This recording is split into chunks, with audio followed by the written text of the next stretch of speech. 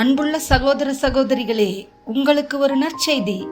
நாம் வரவிருக்கும் 2025 ஆண்டு ஜனவரி 1 365 நாட்களுக்கும் 365 தலைப்புகளின் கீழ் வேத வசனங்களை வாசித்து பகிர இருக்கிறோம்.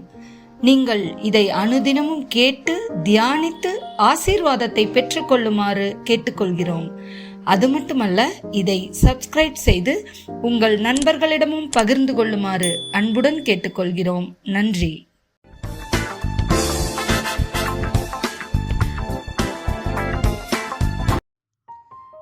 இன்று நாள் 250. தலைப்பு சமாதானம். சங்கீதம் 4:8. சமாதானத்தோடே படுத்துக்கொண்டு நித்திரை செய்வேன். கர்த்தாவே, நீர் ஒருவரே என்னை சுகமாய் தங்க பண்ணுகிறீர். சங்கீதம் 37, 11 மற்றும் 37. சாந்த குணமுள்ளவர்கள் பூமியை சுதந்தரித்து மிகுந்த சமாதானத்தினால் மனமகிழ்ச்சியாய் இருப்பார்கள். நீ உத்தமனை நோக்கி செம்மையானவனை பார்த்திரு, அந்த மனுஷனுடைய முடிவு சமாதானம். யோவான் 14:27. சமாதானத்தை உங்களுக்கு வைத்து போகிறேன், என்னுடைய சமாதானத்தையே உங்களுக்கு கொடுக்கிறேன். உலகம் கொடுக்கிற பிரகாரம் நான் உங்களுக்கு கொடுக்கிறதில்லை. உங்கள் இருதயம் கலங்காமலும் பயப்படாமலும் இருப்பதாக. ஏசாயா 26:3.